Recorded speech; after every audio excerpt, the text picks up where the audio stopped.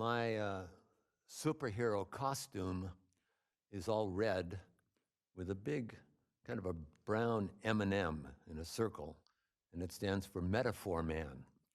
And I think with the power of words and with images, I could just slay whatever enemy appeared. And I think especially, like, if you drop the S from swordplay, what do you get?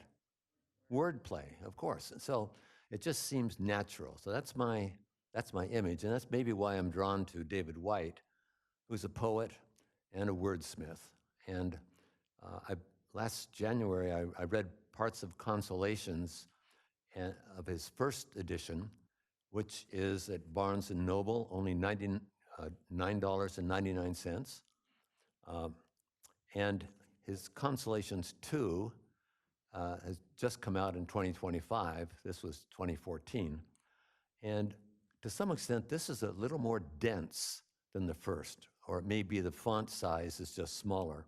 I'm not sure which, but words like gratitude and friendship and close are in here. And in the other, words like anguish and end, illusion, old and unknown. Now there are other words as well, like humor. So it's both are mixtures. I think he went for the low-hanging fruit first, this edition, and so I'm going to start with that because it's a bit easier to start with things like close. And basically, I want to whet your appetite. So I'm extracting bits and pieces even from each short essay. Each essay can run from 3 pages to maybe 6 or 7. Close is what we almost always are. Close to happiness, close to another, close to leaving, close to tears, close to God, close to losing faith, close to being done, close to saying something or close to success, and even with the greatest sense of satisfaction, close to giving the whole thing up.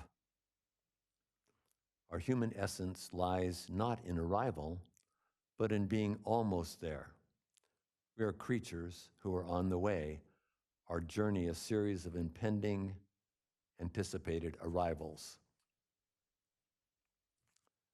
To consciously become close is a courageous form of unilateral disarmament, a chancing of our arm and our love, a willingness to hazard our affections, and an unconscious declaration that we might be equal to the inevitable loss that the vulnerability of being close will bring. Human beings do not find their essence through fulfillment or eventual arrival, but by staying close to the way we like to travel, to the way they hold the conversation between the ground on which they stand and the horizon to which they go. We are, in effect, always close to the ultimate secret, that we are more real in our simple wish to find a way than any destination we could reach. The step between not understanding that and understanding that is as close we get to happiness.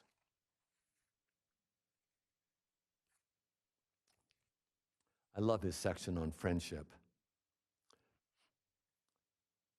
Friendship is a mirror to presence and a testament to forgiveness.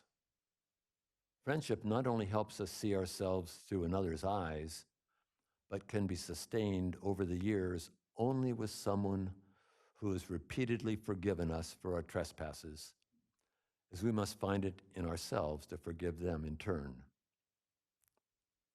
A friend knows our difficulties and shadows and remains in sight, a companion to our vulnerabilities more than our triumphs when we are under the strange illusion we don't need them.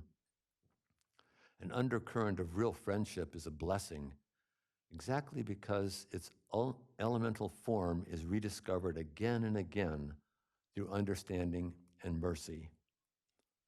All the friendships of any length are based on a continued mutual forgiveness. Without tolerance and mercy, all friendships die.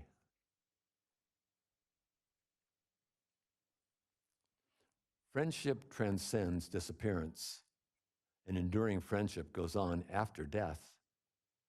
The exchange only transmuted by absence, the relationship advancing and maturing in a silent, internal, conversational way, even after one half of the bond has passed on. But no matter the medicinal virtues of being a true friend or sustaining a long, close relationship with another, the ultimate touchstone of friendship is not improvement, neither of the other nor of the self. The ultimate touchstone is witness, the privilege of having been seen by someone and the equal privilege of being granted the sight of the essence of another, to have walked with them and to have believed in them. Sometimes just to have accompanied them for however brief a span on a journey impossible to accomplish alone.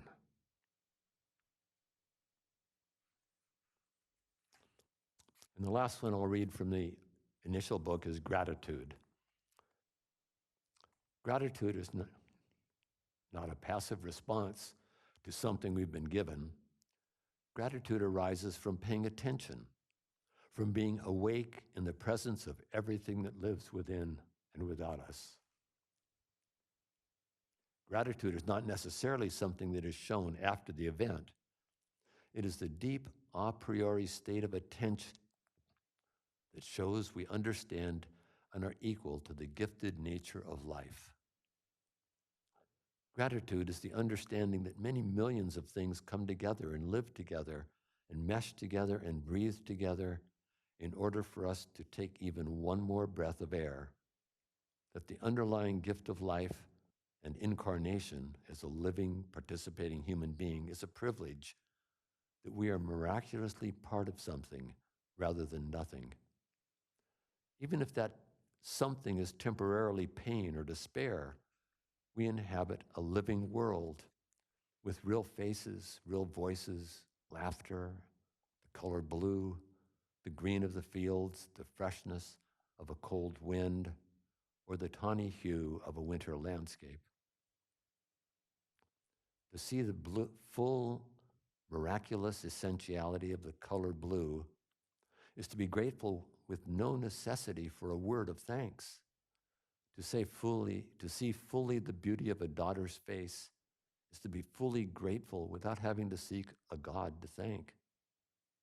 To sit among friends and strangers, hearing many voices, strange opinions, to intuit inner lives beneath surface lives, to inhabit many worlds at once in this world, to be someone amongst all other someones, and therefore to make a conversation without saying a word, is to deepen our sense of presence, and therefore our natural sense of thankfulness that everything happens, both with us and without us, that we are participant and witness all at once. Thankfulness finds its full measure in generosity of presence, both through participation and witness. We sit at the table as part of every other person's world while making our own world without will or effort. This is what is extraordinary and gifted. This is the essence of gratefulness, seeing to the heart of privilege. Thanksgiving happens when our sense of presence meets all other presences. Being unappreciative might mean we're simply not paying attention. Now we move on to some of the new words, and I must start with anguish.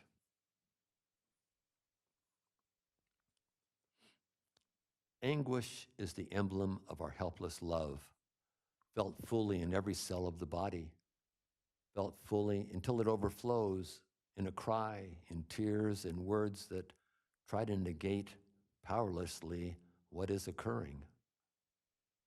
Anguish is our foundational cry against the unjust taking away of what we feel should be forever ours.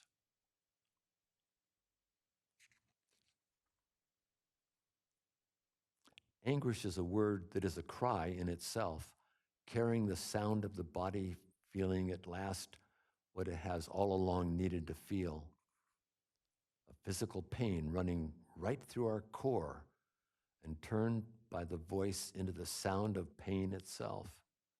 A pain we often previously could not imagine, an agony that is accompanied by the shock of absolute helplessness, a helplessness which is perhaps the very hallmark of human vulnerability itself, and that separates it from all the other manifold pains in the human life that we have words to describe. Anguish is a force that racks and inhabits a suddenly surprised and now fully vulnerable mind and body. But anguish fully felt is also the first stop on the road to recovery and healing.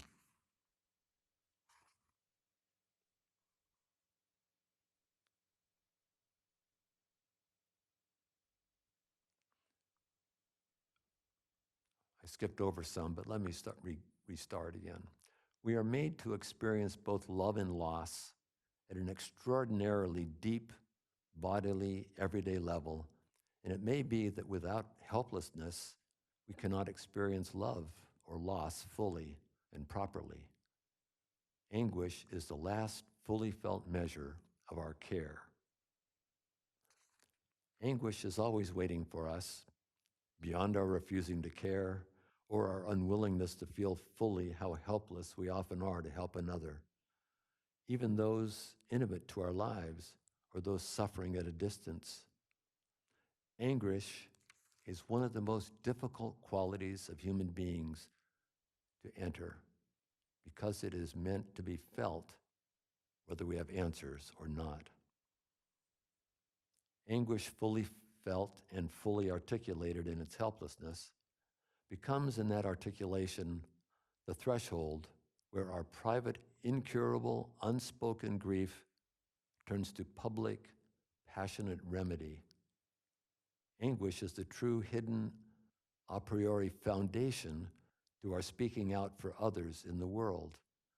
Even those who seem to have hurt us, anguish is the only true ground we can stand upon to do any useful, charitable, philanthropic work.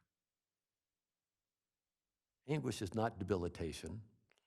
Anguish, fully felt, is a sign that we are fully awake at last through our own pain to all the heartbreaking lessons and goodbyes involved in the drama of a human life.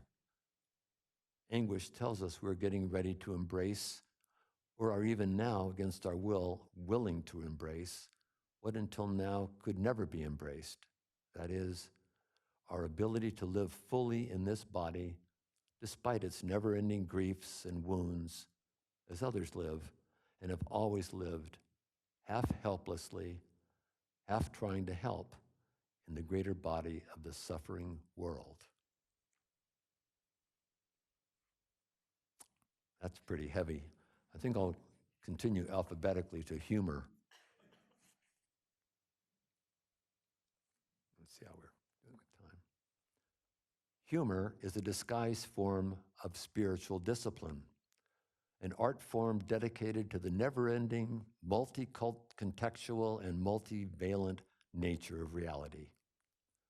A sense of humor tells us that whatever context we might have arranged for ourselves, there's always another context that makes our particular context absurd. Absurdity is the subversion of my present too narrow belief and my too narrow sense of myself. My appreciation of a suddenly revealed absurdity tells me, even in the midst of laughter, that I am willing to learn. Humor is my savior. Shared humor, equally appreciated, helps to save us both. Shared humor tells us that we are on the edge of discovering or seeing something new again together.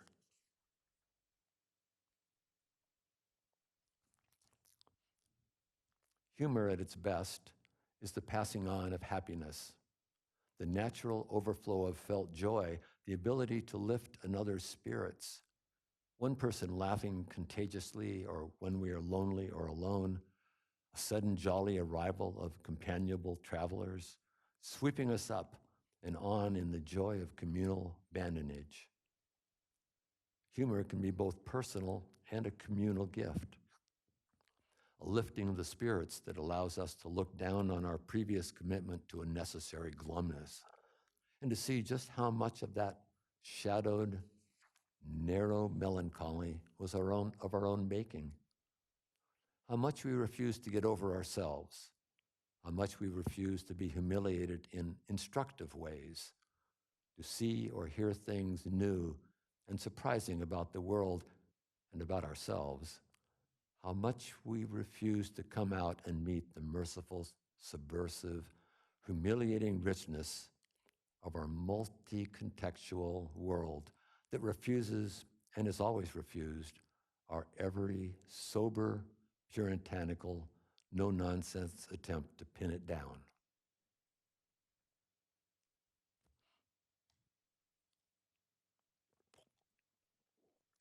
Illusion. Illusion is as good a path to reality as any other.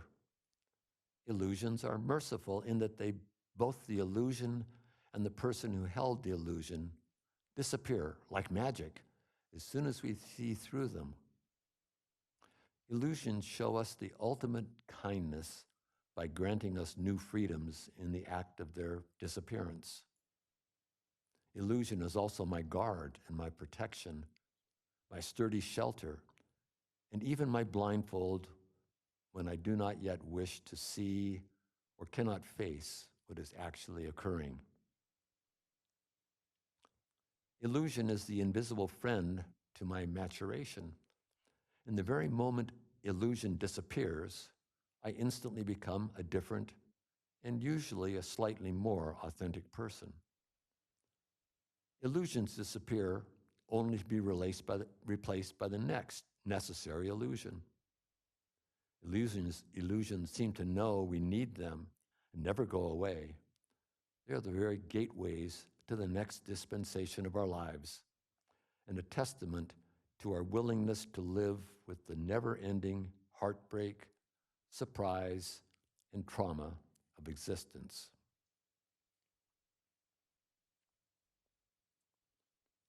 We make a true friend of illusion by realizing that it is always there, always by our side, always visibly or invisibly present, and that there is actually never a moment when we are not inhabiting a temporary state that will be replaced by or that will mature into a slightly larger, more generous, but equally temporary state of necessary illusion.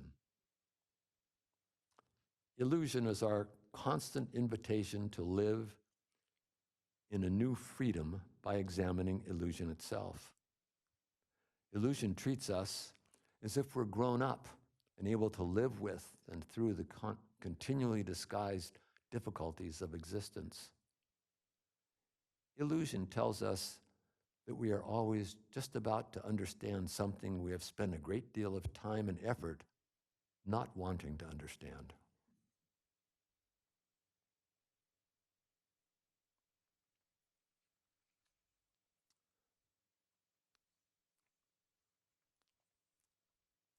I would tell you I'm skipping over moon, love, nagging, and many other interesting topics. But I thought it was time to address, or to have him address, old. I need to be fortified. Old is always surprisingly new to those actually growing older. The stranger in the mirror, a mortal testament to the rigors of the journey we seem to have undergone. In the daily and surprising newness of recognizing we are old, one thing we know for certain, that stranger in the mirror is not a true outer representation of the new, inner, fresh life still being born far inside us.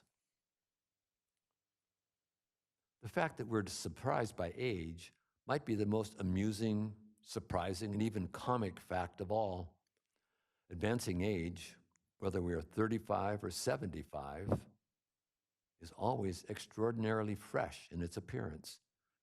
We keep meeting ourselves as if for the first time in entirely new guises and disguises.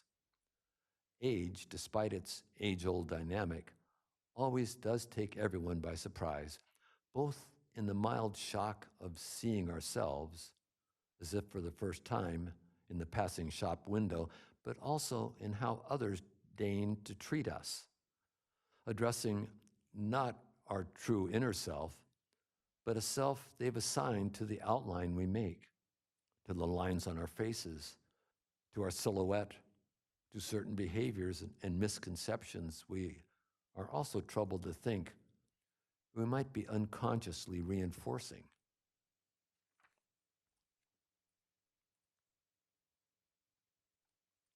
We are someone in the mirror, buffeted by wind, weather, and heartbreak, who has made a difficult journey.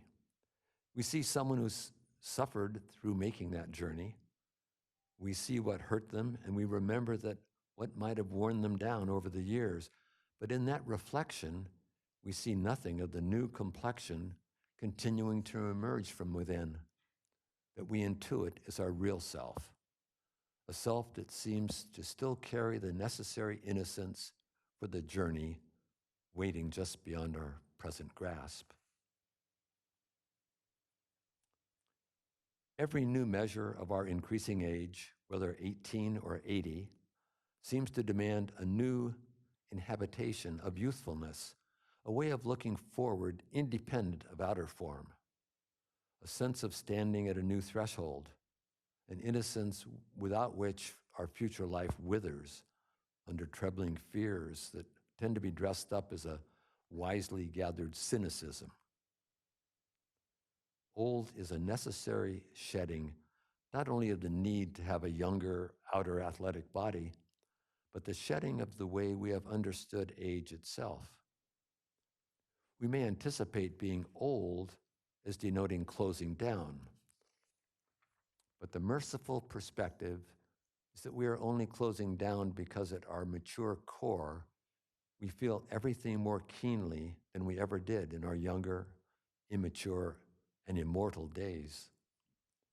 Age, eldership, and an ever keener physical memory of successive heartbreaks, combined with a bodily understanding of our increasing vulnerability, can have us, old as we are, experiencing life like a heartbroken adolescent once again. Seeing ourselves in the mirror, we come to understand a deeper sense of witness and the way our companionship and compassion needs to be extended to others beyond the lonely faces we see looking back from that same mirror. We start to invite ourselves out from behind the surface image, and we begin to invite others out from behind theirs. We magnify this invitation and we make it all the more powerful by refusing to give others or ourselves easy, gratuitous advice. Aging is our apprenticeship to both increasing presence and increasing disappearance at one and the same time. Just as we could never fully understand in our 20s what we would become in the 50s, our 50s, we come to know, whether we are believer or unbeliever, that we will never understand fully who or what we will find on the other side of our approaching disappearance.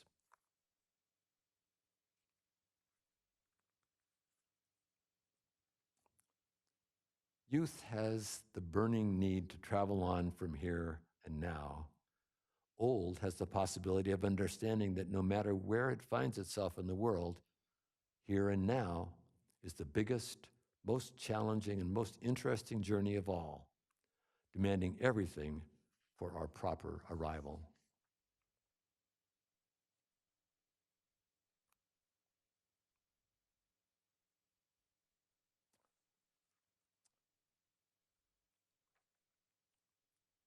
For some reason, the term routine resonated with me today. Routine is the way we worship fully at the altar of the timeless.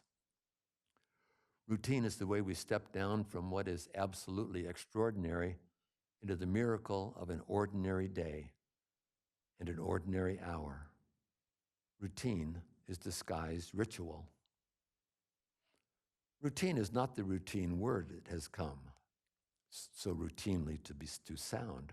Routine is how we disguise our rituals of attentiveness. And like all rituals, routines are a way of enriching our relationship to a puzzling and sometimes overwhelming world, or keeping the same fierce world at bay. I drink my coffee at the same time, by the same window every morning, to appreciate the tiny, miraculous nature of its taste, or contemplate the extraordinary nature of my changing daily realities. Or I drink it feeling besieged. I drink it hurriedly, not quite ever fully present, but also not wanting the ritual to end. My precious time alone about to end too soon. My own time, my set time, but a time set against the world's besieging time. Routine is a defense against reality, becomes my own constructed temporary prison cell, repeatedly visited until made permanent. A place where I go to close the door and lock it from the inside. My precious quiet, my only way of keeping world at bay. Routine is a protection and a defense, always feels merciful and protective to begin with, while slowly over time narrowing our character and our sense of possibility, all the while closing down our freer relationship with time itself. At its very best, routine is a central pillar of an inquisitive life, a consciously performed ritual, living repeated invitation, a way of constantly creating and deepening possibilities, and of actually getting something done over time. Routine that carries the timeless and the exploratory can become the central foundation of keeping a relationship alive, of writing a book, raising a family, building a house. We make a miracle out of simply turning up at the same time to do the good work, watching that work mature slowly with our daily visitations into something we could not fully imagine before we gave ourselves over to the daily, dedicated, repeated, miraculous act of appearance and disappearance at the waiting desk or at our well-loved familiar workbench. But every routine, no matter how creatively engaged to begin with, no matter how much it was or is a good servant to our completing a certain task, always becomes in the end a barrier to our becoming, a way of forgetting and a way of unknowing amnesia. Routines have a lifespan, a seasonality, a place and a time in our lives. Routines are not meant to go on routinely forever. Routines in the longer wave form of human life are unrepeatable. A proper, creative, nourishing routine takes real imagination and real adaptability to sustain. Routine is anything but routine. Routine is the central, ever-changing discipline of an evolving, maturing, creative, and ever-surprising life. And perhaps I can end on unknown, since that's where this is taking us.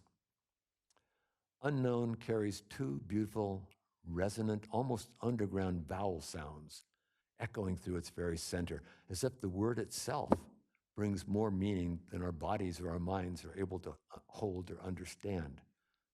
Said fully and properly, the word unknown sets the whole thoracic region resonating in turn, in the same way the unknown itself resonates through every minute structure of our never fully articulated life.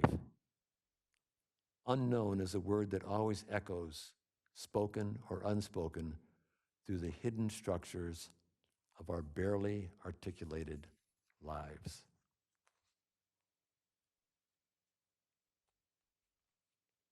all that we say again and again, that we are afraid of the unknown, that we are actually not afraid of the unknown.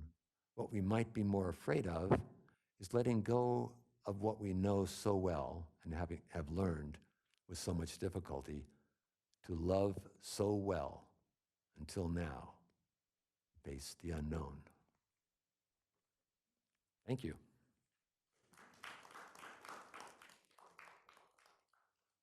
Again, his poetry is lovely. It has this Celtic background that is wonderful, but his wordsmith is fascinating to me, and I enjoy very much. So I hope you will check him out. Google him. White with a Y, remember. Thank you again. I want to let you all know that John Shan will be reading next week, and hope you'll come back and encourage other people. Thank you for being here. And Thank you. Thank you, Mr. Reader. Thank you.